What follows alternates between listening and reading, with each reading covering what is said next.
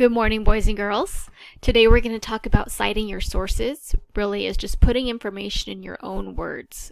You guys all have resources that you're pulling from, but we cannot just take their sentences and put them in your paper. I know they're well written and they have all the information you need, but that's stealing, and ultimately that's plagiarism. So I'm going to try and teach you at this point how to do that, and each teacher after me in language arts will help you with that. All right, so let's get started. Oh, I know. I wanted to do a shout out. I just want to do a shout out to Irie at home. I know her mom's working hard in the medical industry, so we're praying for you. I got to see Amber this week at the work pickup. Lovely to see you and your mom. And who else did I see? I saw Gloria. That was really nice. So I appreciate all you ladies from my homeroom, and I hope to see you very soon. All right, let's get going.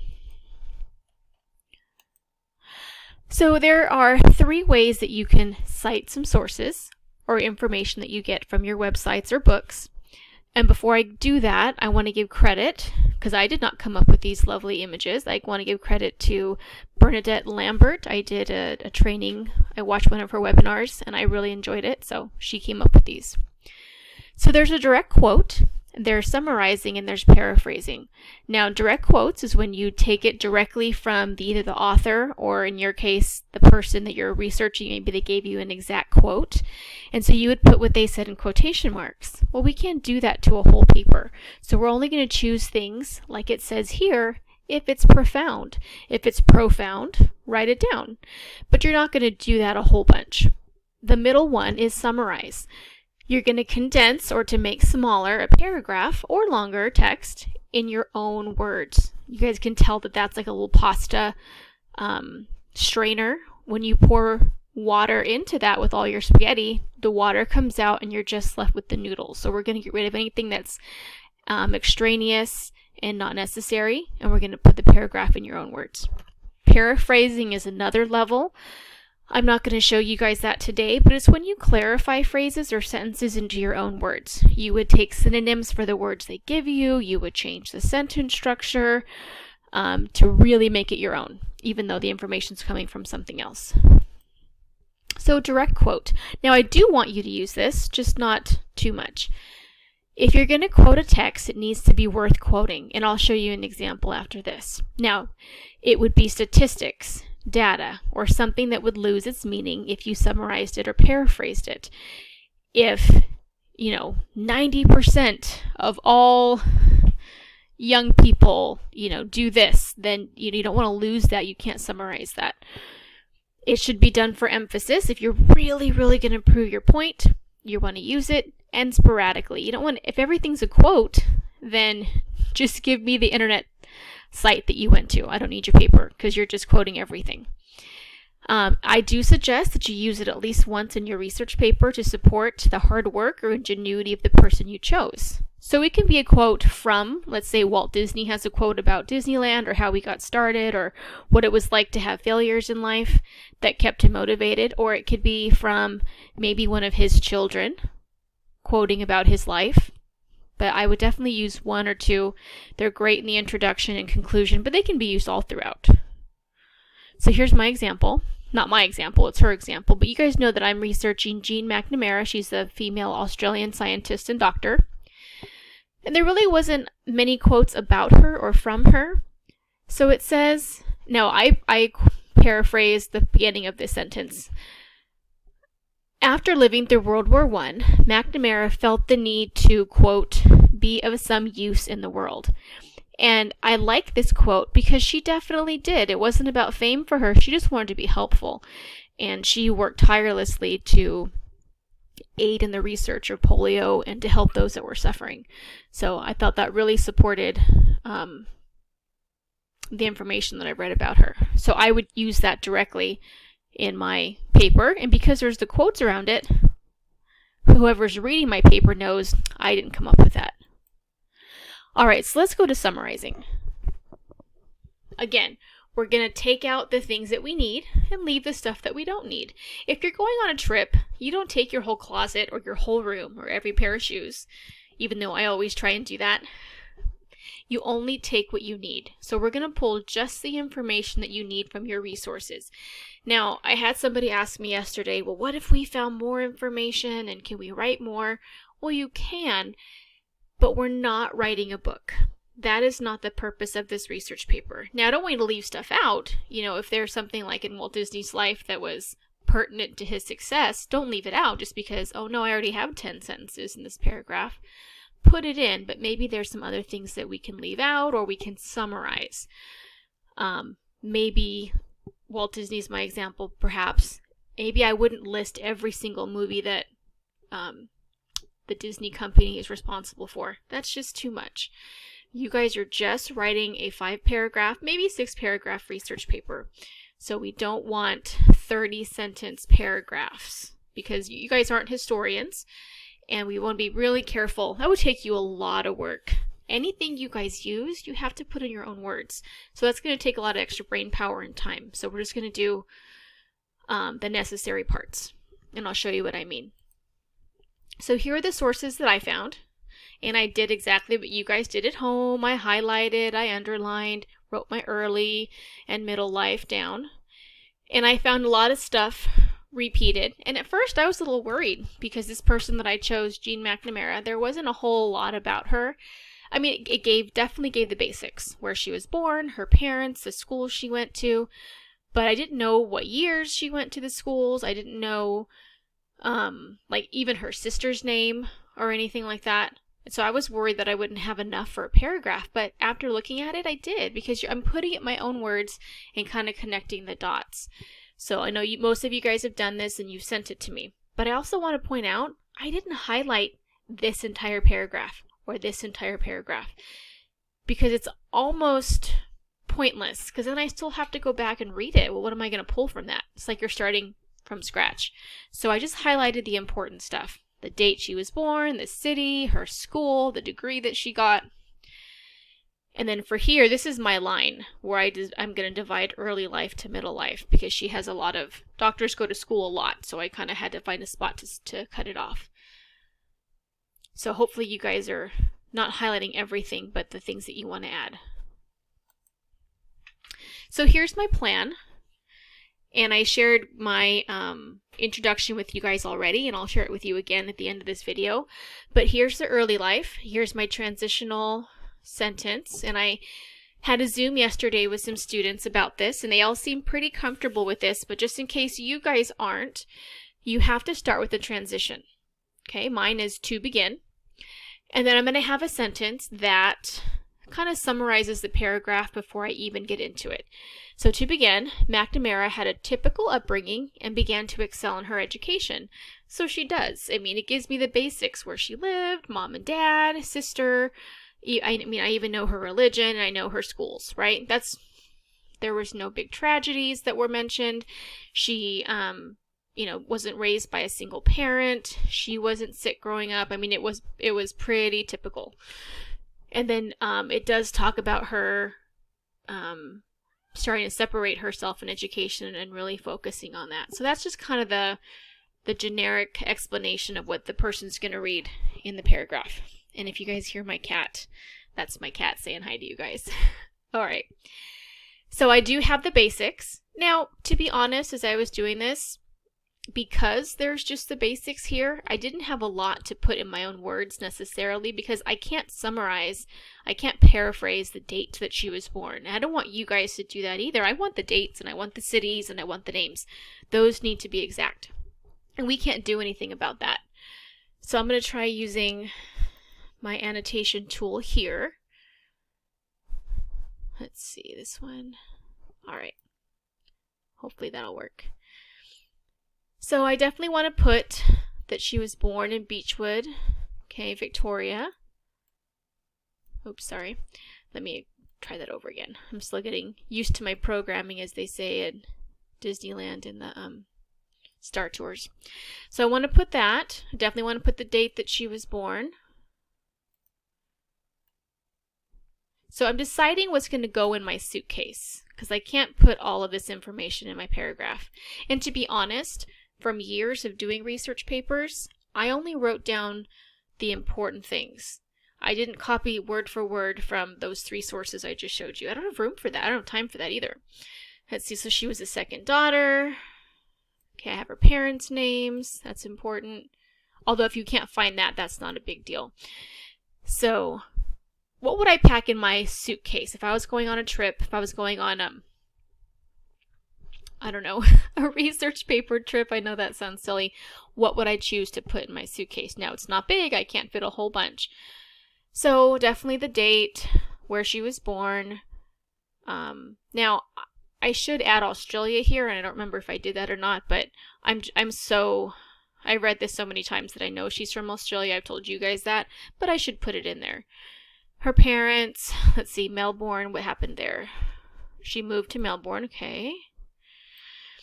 Got the school she attended, Spring Road State School, okay. Scholarship's important. Now again, I've asked you guys to be experts, and I've read this stuff over and over again.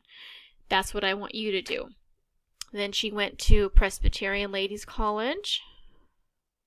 And I had never heard of her before I started researching her with you guys. So it's not like I already knew all this stuff. I just read it a few times. I've been working with it. I've been doing what I've been asking you guys to do with it. So if you're just doing that, you'll be familiar with the people that you're reading about.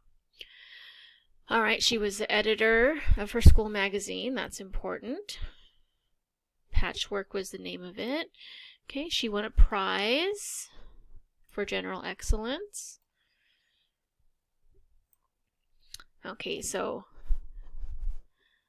here's where I have that quote. Okay. Now, I may use this somewhere else, but I am going to highlight it for now because I may decide not to pack it in my suitcase, right?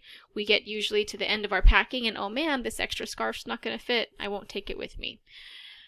Graduated from the University of Melbourne in 1922 with her, I think it was bachelor's in medicine and her bachelor's in, or master's, I gotta look that up. And I put it in abbreviations here because it's a lot to write, but I do have it in my notes, obviously, and I have it in my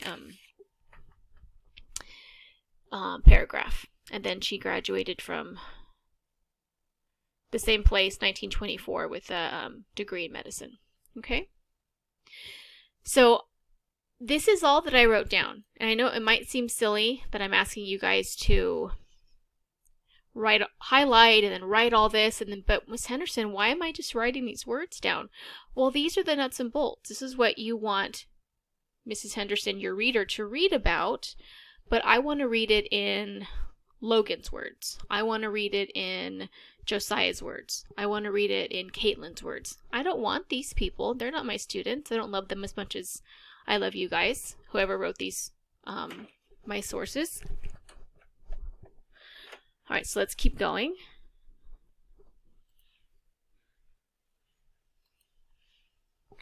I forget I have to switch this over. There we go, I think. All right, so again, you're going to put your list of what your... Please go. I'm sorry, I'm having a little bit of an interruption.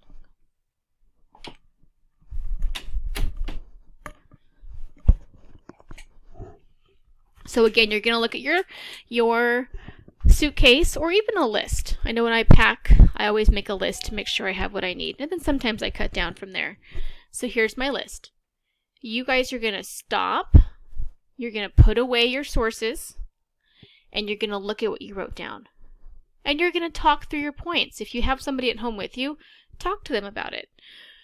For example, I'm not looking at anything other than my screen. So, based on that information, I know that Jean McNamara was born in Beechwood, Victoria. She was born April 1st, 1989 to John and Annie, McNamara, and she was their second daughter.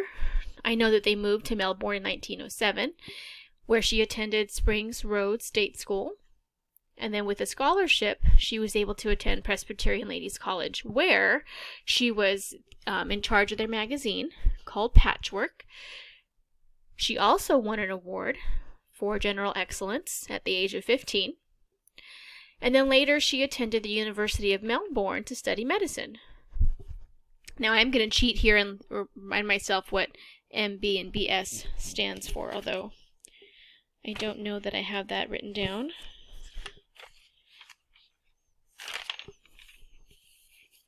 Yeah, so I'm going to have to cheat. All right, and then 1924, she became a doctor of medicine. So I just talked through my whole paragraph. And then I'm going to write and type it because now it's completely in my own words.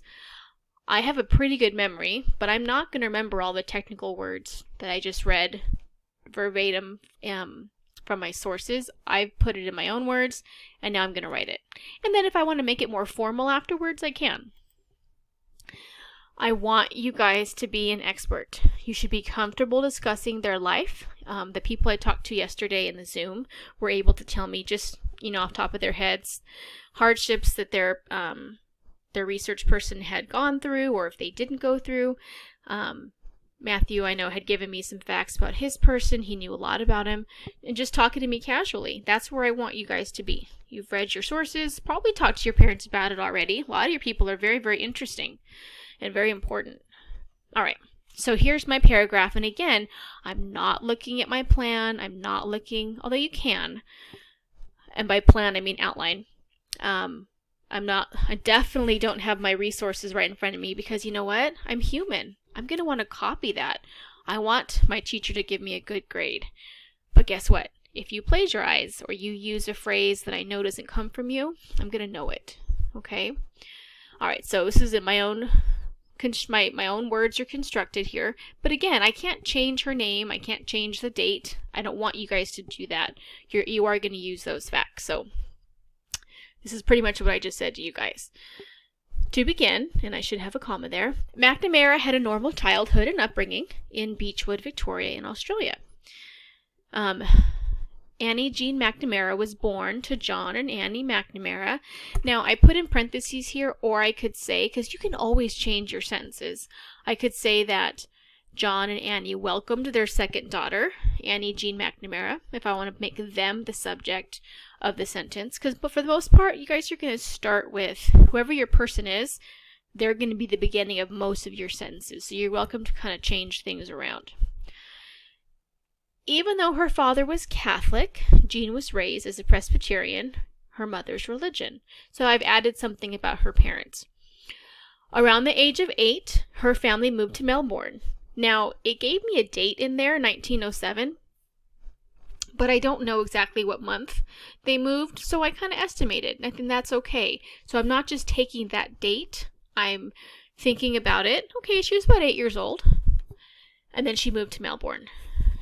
She attended River State School, and I'm missing 2 capitals, I apologize about that, in Malvern. With the help of a scholarship, because that's what scholarships do, right? They help you attend a school where maybe you couldn't afford it in the first place. She was able to attend Presbyterian Ladies College. Now, I looked and looked and looked for dates on that. I couldn't find it. I looked at the college. I looked up, because they have other famous Australians that went to that school, but I just could not find the date of when she went there. Here... Whoops. Now, I did speech to text. I didn't realize that. It spelled her name wrong. I didn't fix it. So her name's Jean. Sorry about that. Here, Jean exhibited her hard work ethic. Now, that's my interpretation of what I've read, and I don't think that it's far off, especially what I've told you guys about her at this point.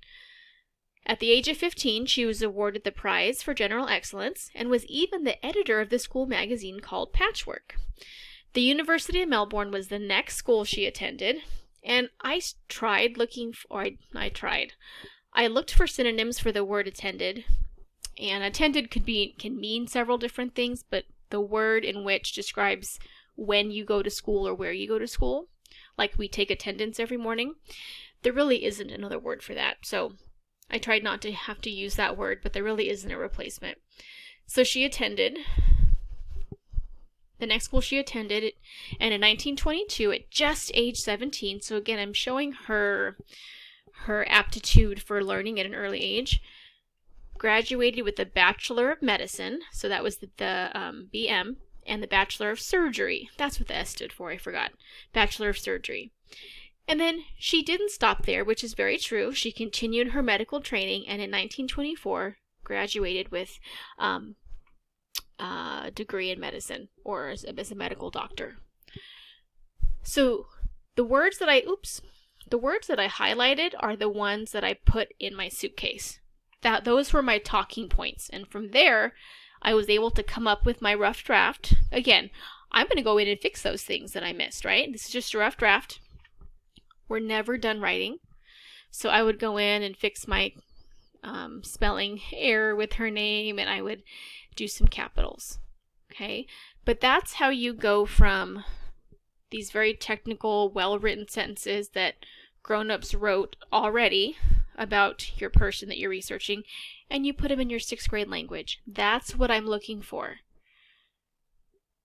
If you get a 4 in writing because you plagiarized from the sources and you took their sentence structure and you took their prepositional phrases and said it's your own, then it's plagiarism. It's not right. And for the most part, I'll know, especially since I have all your sources. You guys sent them to me. So if I wanted to, I could go look them up, or I could even just type in a phrase, and I could find it in a website somewhere. And if I can tell that you did that, I'll just let you know, hey, this needs to be reworded. So yesterday, you guys were asked to write out your introduction, and then today you're supposed to send it to me. So I have a student example from one of our Jaguars. She is researching Martin Luther King Jr., a great historical figure to research, and Amber's doing this. And I was just very, very impressed with her example. She's a great writer, so I would expect something a little more advanced. I've seen her writing before, and she's very thoughtful when she writes. So I broke it up by colors. This is all the background. Now, she went above and beyond, and she really set the stage.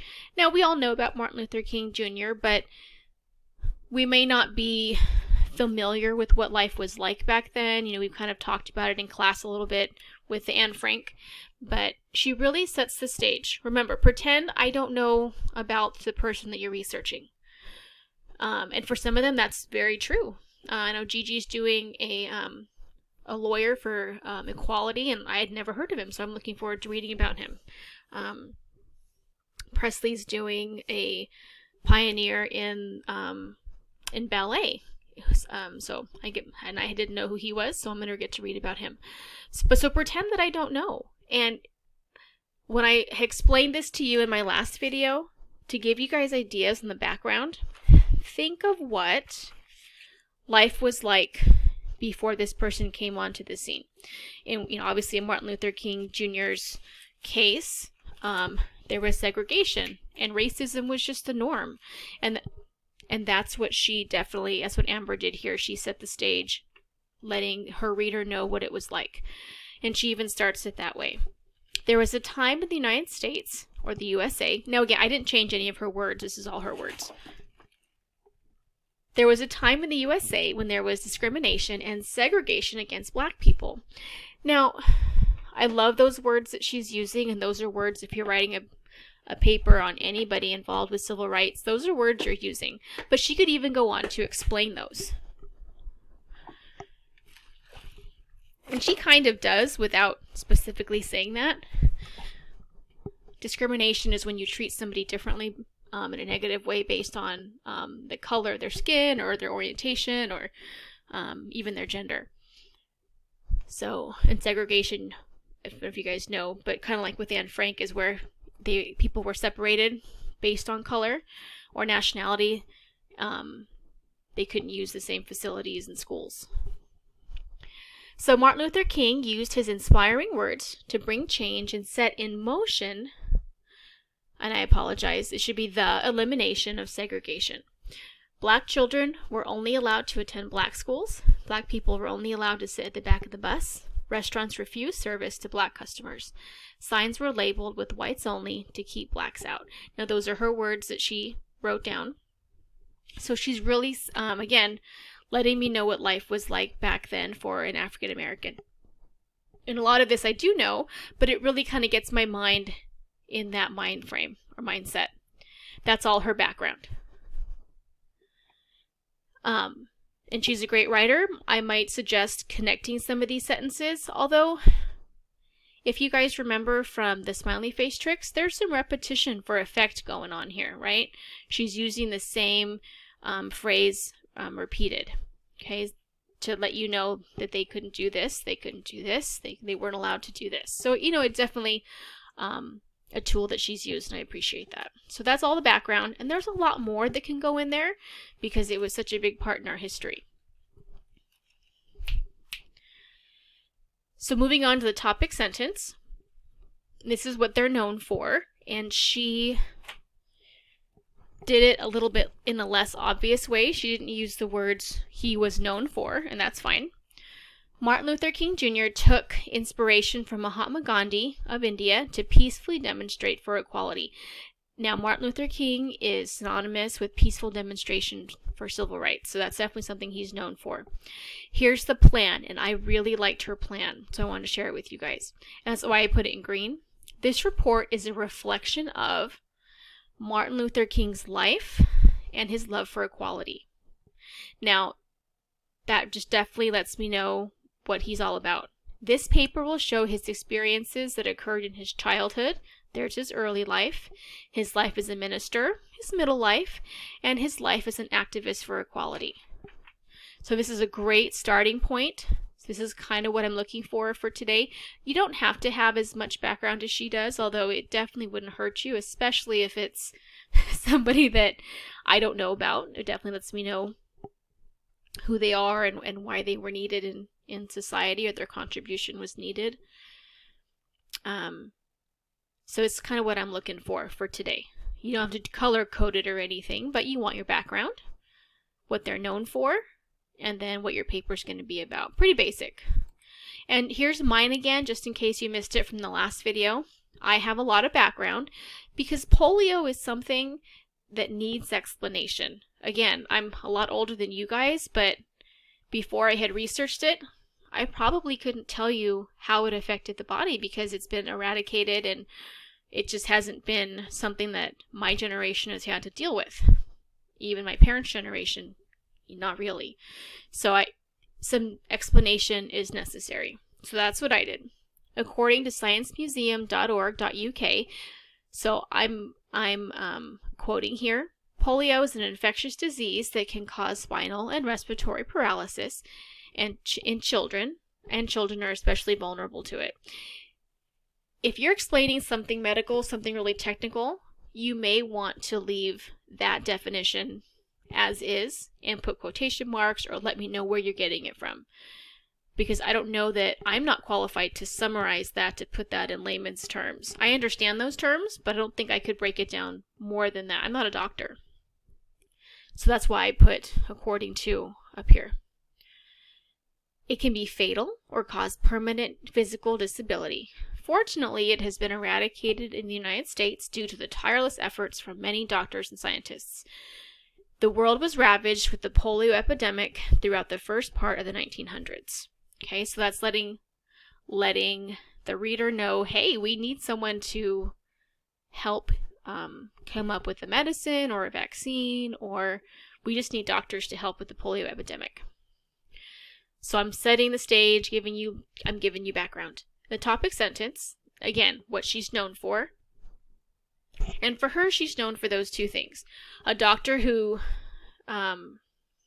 contributed to the discovery that there was more than one strain of the virus, and she aided those who were rehabilitating from polio. And I apologize. I did speech to text, and I didn't catch that mistake there. The plan, this report will explain the events that occurred in McNamara's formative years, her education and training as a doctor, and her years after her work toward finding a vaccine, including her accomplishments. So again, this would be my rough draft. I'd have to go in and make some corrections. And you guys are welcome to speak, to talk your paper into your phone, into your tablet. That way you don't have to type it all. I do it all the time, so you're more than welcome to do that, but make sure you go back in and you read it. There's some mistakes there when I did that, and I thought I had caught them. Okay, so again, another example of what I'm looking for you guys to send me today. Background is why your person was so important or needed. The topic sentence is, what are they known for? And the plan is, what are you going to talk about? Well, that's kind of the easy part. We're all talking about the same things: their beginning years, their middle years, and their later years. But we want to not be so plain when we say that. So again, I use formative years, and then her education and training as a doctor, because that's what my person did in her middle life. And then afterwards, she had some accomplishments in her later life. Okay, so just some examples. Again, I'm going to go back to this one. Be an expert. Know what you're talking about. And just be comfortable talking about it. It's okay if you get some stuff wrong, but you should have a general idea of if the person you're researching had an easy life, if they had a difficult life, if there was maybe what they struggled with, what they needed. Like Jean McNamara felt that she really wanted to be of some use in the world, having lived through World War I. She just, when you live through a war and your friends go and die fighting, or your parents are involved in that, life becomes very real and very valuable. So she wanted to be a help. So if the person you're researching was affected by something like that, maybe a death in the family or anything, you guys know, then I would add that. Again, be an expert. All right, so you guys did a great job. I know it's a long video, so just be very careful that when you go from your sources to your rough draft, that those sentences are yours. You've put them together. All right, and do let me know if you have any questions. I'll have another Zoom on Friday, and I'll talk more about your conclusion. Okay, at 1 o'clock on Friday, a Zoom. But I will see you guys today. No, actually, I'll see you guys Tuesday at 1 o'clock for the egg drop. Hopefully I did see you. I'm recording this on Tuesday, but you're watching this on Wednesday, so that probably didn't make any sense. All right, guys, I will see you later.